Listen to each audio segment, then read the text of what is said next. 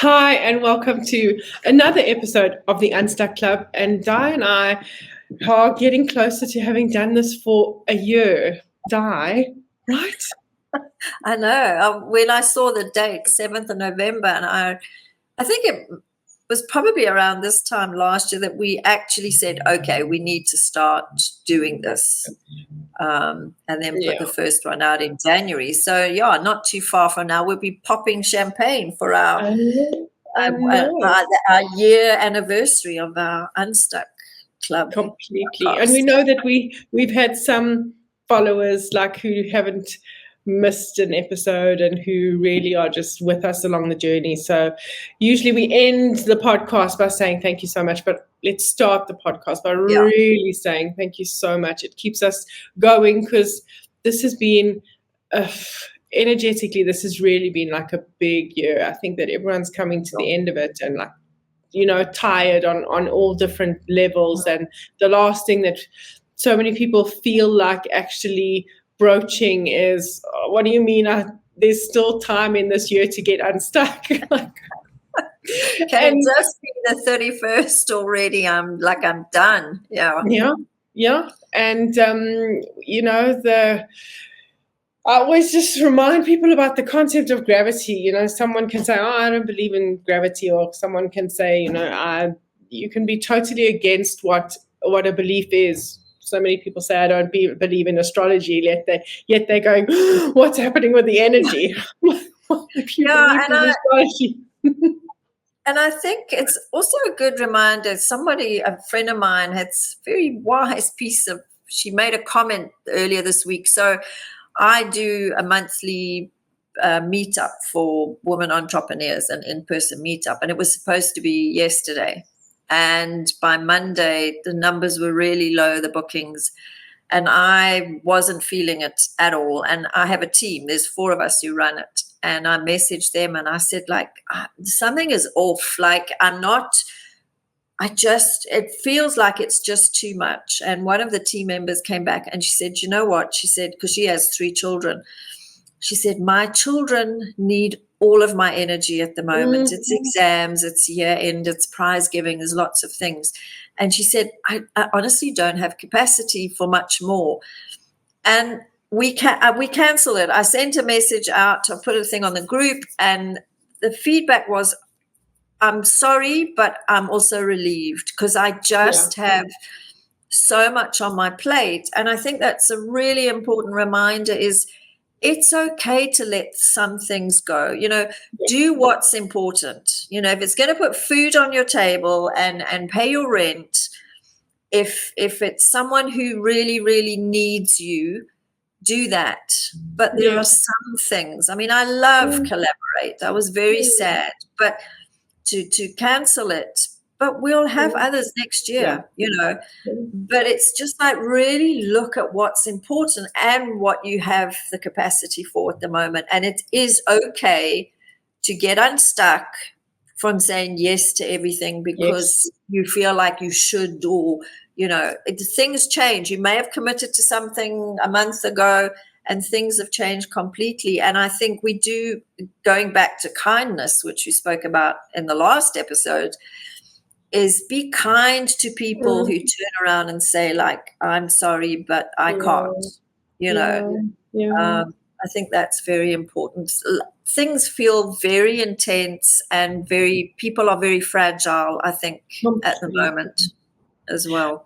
I had someone, I did a personality profile with someone. So I create the personality profile and it can be one of 2 things. It can be, this is fascinating, or it is, okay, Joe, guide me through this work. And then it's a journey of work together. And she committed to do the journey of work together and got 4 sessions. She paid for 4 sessions.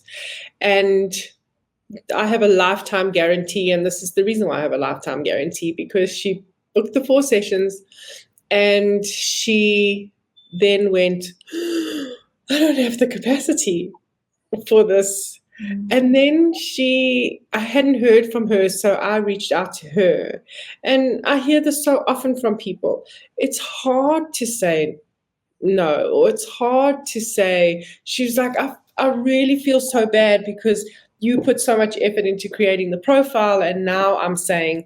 So it's amazing, Di, that you were the one who stepped forward and said, this is what I've created, and I'm saying that it's okay to put it on hold, because so many people are doing things, and trying to push through or avoiding doing things because we watch the energy that the other person has put in, and then it's like, oh, I don't want to say no, but I'm not feeling it, and that is a level of stuckness. Like the I had such a beautiful conversation with a friend of mine now.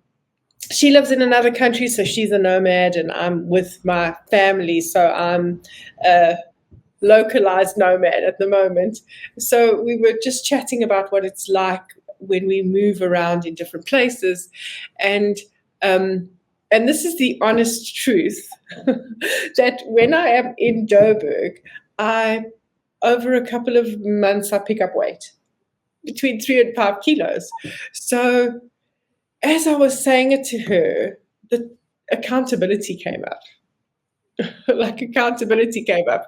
And we had such a wholehearted laugh because it's like this animated vision of Joburg saying, eat this, put feeding you, force feeding. Yeah, force feeding. And so I feel like the roundabout point of all of this is that sometimes we feel forced to do things, and then because we aren't speaking up or we aren't speaking out, then it becomes a part of our stuckness. And I just want to hold into the space of accountability a bit, because you're so gently saying it's okay to say no, and I just want to, with a bit more force, say, if you want to be 100% accountable for yourself, it is your responsibility to yourself to say no. And that also goes to self-care, is the importance of putting you first. I mean, I was sick for 3 days over the weekend, and it really hit my body hard. And I was really, and I think illness and pain also depletes you even further. It makes it even harder for you to kind of show up and do the things that you want to do. And I think self-care this year, a lot of people have been realizing that it's no longer a luxury. And again, I'm not talking about, a couple of hours at the nail salon or going to have a pedicure. It is stopping and putting off your phone and just maybe taking a cup of tea. And, we live in the era, I don't drink coffee. So, but, people are forever coffee on the go. That's what it is. It's in your car and it's got a lid, so you've got no danger of hot liquid. We have a beautiful woman here who does tea ceremonies, and she blends. When you come here, Joe, I will arrange. And she blends all of her own teas and grinds them up and dries the leaves, and it is about mindfulness. How did she come about doing this? When she was a teacher, I think she had an office next to her home when she was tutoring, and she had a child who was really stressed. And she said, go and make yourself a cup of tea in my kitchen, and there's lots of plants and everything. And when she came in, he was just standing there stirring, like just gazing out the window, just so peaceful from how stressed he'd been shortly before. And that triggered something in her. And she does these mindful tea ceremonies. We're actually doing a demonstration on Saturday at the Conscious Living Festival. And everything is on the go. Like everything is created to speed things up, when, especially at this time of year, we should be making ourselves slow down. Yeah. Which is so interesting, because when we look at the numerology of the next 2 months, we're in a 1 and a 2, right? And the 1 is like, we've got to be so careful, and I've got to watch the messaging of this, is that it is new, so it is about new things. But those new things there doesn't have to be a push or a forcefulness in the new things. So much of the new can be just sitting in the realization of something, and the things that you try that are new, that are like filled with innovation, because that's what a 1 calls for, is innovation and intuition, is the slowing down and the finding the things to do that actually bring you different levels of peace and of calm. I'm an 8 life path number, which is, this achiever, and the achiever energy is just always on the go. And sometimes I forget that everything that I should be focusing on is not about what it creates. So it has to be very, very mindful for me. And I'm actually sitting it and saying it. It has to be so mindful for me to do things like that. And I know that there's a lot of people who are the same as me, where when you think about time and what you should be doing with time and how you should be innovating time, it's always for the trajectory of what I'm going to become from it, instead of just this being in it. As mindful as I know that I am, I can completely forget to just purposelessly, like completely no purpose at all. Just be, like that stirring of the teaspoon is, I'm not super good at that, I confess. Well, I mean, I'm a life path 1. So the leader, the way shower out there, creating all these new things. And it's easy to fall into that trap. But I think also is society drives this message of purpose and like you must get up at 5 a.m. and 20 minutes of this and 20 minutes of that and 20 minutes and then go. And we forget to just be present. Donna McCullum refers to it as having ease in the now. Yeah. And I think it's getting harder and harder for a lot of people. It just feels like there are constant demands on your time. And I think maybe that is why we really have to start taking a look at our life. And I saw a really interesting post on a group that I'm part of at the moment. It's to do with financial flow for entrepreneurs. And one of the exercises is about joy, and you're like, what are the things that you do that bring you joy? And this woman said, like, nothing. This is like major red flag. There's honestly nothing I could say that I can say brings me joy. And I remember when I had my little holistic shop that I opened, which was my dream, to open this esoteric shop with crystals and incense and cards and everything. And I did a joy workshop with a friend of mine, and you kind of distill down to your top 10 joys, and the shop wasn't there. And I was like, well, if it's not bringing me joy and it's definitely not making me money, what the hell am I doing? And I made the decision to close it. And I think that part of the struggle is we are in these comfortable spaces. Yeah. Where it's like, oh, but if I change this now, it can bring, challenge. People won't like it. They'll moan about it. I'll have to do different things. So we'll stay in the way it's always been. Yeah. And that's not necessarily where we're supposed to be or what we're supposed to be doing. And, in this last time we did the podcast, we spoke about very briefly my angst to do nomadic things again, right? To get out of Joburg and to be the nomad again. And I want to talk about the permission to change your mind. It's so important in this, because you must have created that shop with such beautiful intention, right? And put energy and effort and all of these things in. And then all of a sudden, something happens. And is there a window enough for you to just give yourself permission to change your mind?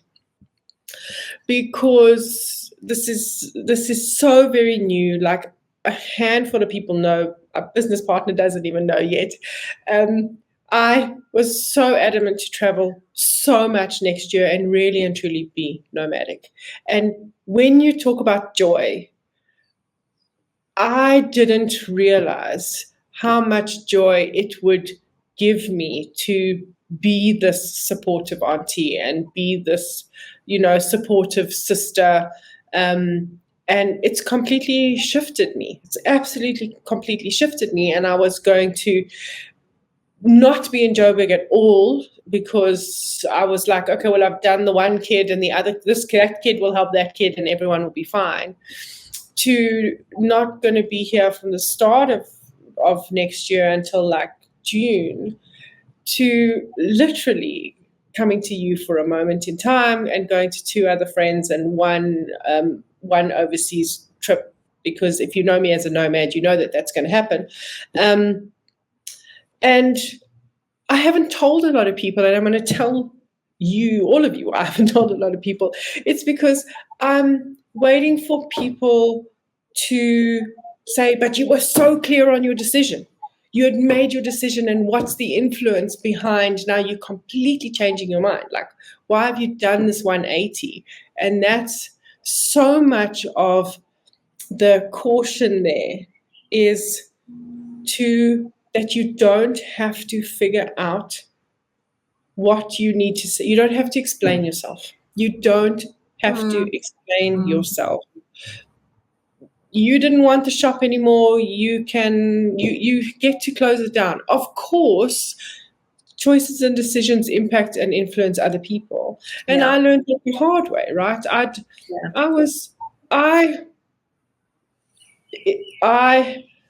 My vulnerability is I was shocking in the way I became a nomad. I was terrible in the way that I managed being a nomad. It was so hurtful to my family. I was swooped up in the excitement of what I wanted to be. But in the true words of an 8 life path number, that was totally mismanaged. It was totally mismanaged. And we've worked through it.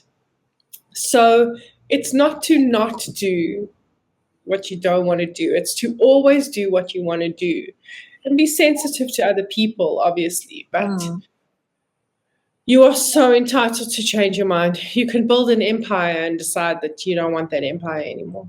You absolutely. And I think that's, that is the human experience. If you're in any kind of relationship with or responsible for other people, there is a good chance you're going to say or do things that will hurt them or upset them or piss them off, And it is, I love that quote by Maya Angelou, when we know better, we do better. So the next time the conversation will be different. But I just see so many people stuck in lives that they're so either desperately unhappy or just are numb. They are just numb because they don't have the clarity, they don't have the support, they don't have the guidance to take the next step, which I think, if I may blow our own trumpets for a minute, you and I are really good at supporting people in that and helping them to get that clarity, to create what I call the vision for their life. And it's not these linear goals, because life doesn't go like that. You might look back and go, oh, I'm actually exactly where I wanted to be. I just didn't realize that this was going to be the path to get there. Life is, and even at the moment, as we record this podcast, the world has been kind of turned on its axis. But I know I still remember listening to a cassette tape. That's how old I am. This was a cassette tape in my car of Deepak Chopra. And there's one thing he said that I've never forgotten. And he said, in life, everything is perfect. There are no mistakes. And I couldn't get my head around it then. And I have to say, when I look at some of the things going on, I have to go, okay, this is like, really testing the limits. But if I take a step back and just go, everything is perfect. In the scheme of things, there are no mistakes. I don't know how any of this is going to play out. We don't know the impact it's going to have on so many people. What I do know is, in my corner of the world, I can't do anything about it. Absolutely. So I will continue to focus on my corner of the world, be kindness in my corner of the world, care for people in my corner of the world, and show up as the best version of myself in my corner of the world, because that's all I'm capable of doing. Yeah. And that goes back to that 100% accountability, right? Because you can either go, all of this is happening, the world feels chaotic to me, and it's only going to be a portion of the world. And what we also realized is that there are more people who, I'm just going to say it as it is, who are, my version, I say unconscious, more people who are unconscious than conscious and aware. And when you are unconscious, then it's complete victim mode. And when you're in the victim ego mind, which I have so much empathy for, because that's what I work with people all the time, is to understand how controlling and the blinkers that the victim ego mind actually creates, is that then you can't have 100% accountability. There is no ecosystem where 100% accountability and the unconscious mind connect. It just doesn't work. Yeah, no, it doesn't. It can't work. And sometimes that 100% accountability it starts off with just telling yourself the truth. Like, this, I'm not happy. This makes me feel uncomfortable. I don't feel safe. It's any of those things. But then, I've got a friend of mine who messaged, and she said, "This is so random, but I'm reading The Alchemist again." And I must have read, I don't even know how many times I've read The Alchemist. And we got talking about it. And the thing with The Alchemist is that the shepherd tends to his own sheep. And if he takes his eyes off his herd, then he loses his herd and he loses his chaos. There's chaos, right? He loses what he values. And that's exactly what you're saying, Di. It's like, all that I can do is tend to my own herd, tend to my sheep, tend to what is important to me, and have a look at the outside world and go, this is the reality. So one of the things that I always remind myself of is that I am in it. I don't have to be of it. Yeah. Yeah. So I'm in everything, and I can choose to create so many different versions of how this plays out. So it's really just be that shepherd. And if you haven't read The Alchemist, you must. It's so beautiful. And it's a quick read. It'll take one afternoon on the couch. To tend to everything that you value. And one of the biggest things that you need to tend to is yourself at the same time. Yeah. And I mean, in his book, Power versus Force, Dr. David Hawkins, he shares how the positive actions of one person, and he's done, and I don't know how they work this out scientifically, but it's that I think it's a 1 mile radius, that the positive actions of one person can negate the negative actions of like 19 people. Completely. And I also remember Abram, old Esther Hicks, and Abram saying that if all the good news on the planet was on TV, the bad news would be a little blip across the screen. And I think, especially at times like this, it is really important to remember that that is just, it's part of the world. It's not the world. It's not the world that you and I are part of. No, And it's not how we choose to show up. And I think no, it's really important to give people, that people need to take back that sense of power. Like, I have control over this space. I have control over my mindset, the choices, the attitude. Those three things, like, choosing to do nothing is still a choice. Mm-hmm. But they are the things that are in our control. Yeah. If you feel passionately about something and you want to make a difference, then you have to follow that through with the action. Start the petition, organize the walk, stand for parliament, stand for your local council, whatever it is. And I think we've also become a society like, you need to support animals, or you need to support this. No, it's what you want to support and what you want to follow, not what someone else wants you to do. And I think people, Joe, are feeling very disempowered in so many ways at the moment.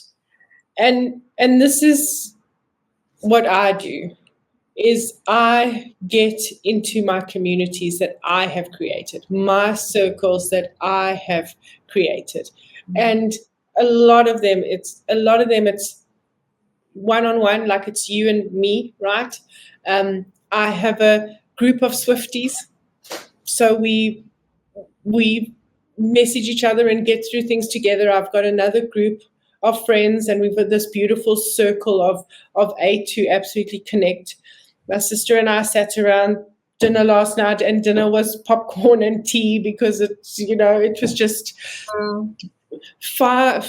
make your circles and find your communities, and get yourself out of all of the chaos in the world, so that you can hold space for each other. And this is what's so important about community for me, is that it's got to feel like it's a place where you are growing. So it's not a place where you all get together and pull each other down. Like, don't spend too long talking about, come up with solutions, get to the place of resolution. Like, take each other out of that kind of space, which is just so important. One of my favorite groups that I have is, it's the group of the New York Times, Wordle, and Connections, and Strands, and all those mind, all those mind things. And the reason why it's so important for me is because on the days when it gets frenetic and there's a lot going on, that's the thing that I want to drop. Like, I want to drop the thing that's good for my mind, because those games, it's proven that those kind of things are really, really good for your mind when you age.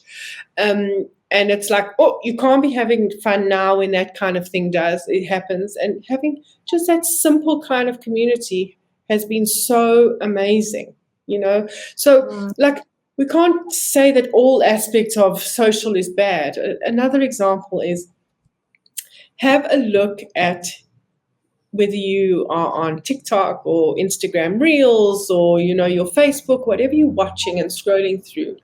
Your timeline represents your mindset, So, and I have gone down the rabbit hole of what's happening with the world, and my timeline has been awful. And over the last couple of days, I've started to bring it back. So my timeline, again, is all these different things that are light, and it's the music that I love again, and this TV series that I love to watch, and animals, and all that kind of stuff. If there's an exercise, and we never leave people with an exercise, right? But I think a really good exercise is to have a look at your timeline, because it's such a reflection of where your mindset is. And you just raised a really good point, is people going like, how can we celebrate when there's so much suffering? Like, it doesn't help. It doesn't help anybody for you to be depressed and upset. I see things on my timeline that bring tears to my eyes. I also watch a family in Namibia who have a 30-year-old baboon called Cindy that they've raised since a baby. And I'm just in love with this family and how amazing this baboon. She's now blind. She's got arthritis. It brings me such joy to watch it. But it's important to remember that the world is polarity. There are so many different layers. And as I've always, the one piece of advice that I'm going to end with that I give to myself is, if I can't dance and celebrate and be happy, I can do it for my husband who no longer can.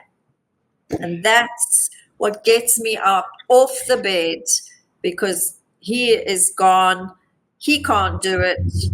I can still do it. So don't think that you don't have to live life because others are not able to or who are suffering. It's not the way it's supposed to be. This is why you and I are so attuned, because this is how I was going to end mine, is that my favorite song for always and forever is a song called I Hope You Dance. Mm. And that's my thing. Like, even in my biography that ends, and if it's read out in public, if I'm doing a speaking thing or anything, it says all the different credentials, and it ends with, when I'm happy I dance, when I'm sad I dance. And that's our advice to you listening to this. Completely. Put your music on and dance. Beautiful. And on that note, we hope you dance. Yes, and see you next time. Bye. See you next time. Bye.